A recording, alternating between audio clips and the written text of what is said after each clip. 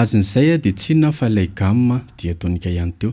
Iny dia ahafitantsika mitendry hira. Ohatra hoe hira reggae.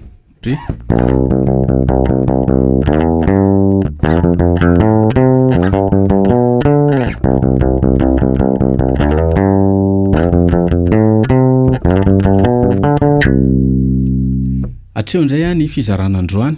Maro amintsika liana te hianatra manokana gitara basy, te arana maso isan'andro ianao.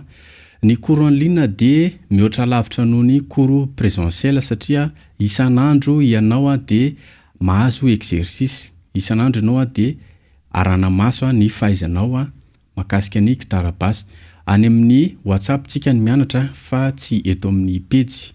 Sy fampirisinatsika ikotrana basy. Maro amintsika te hitendry basy any am-piangonana na any amin'ny sehatra animation mariage ohatra, na te hitendry rehefa eo amin'ny famille rehefa misy fetifety, dia mety aminao tsara izay cours izay. Hatreo indray ary ny vidéo tsika.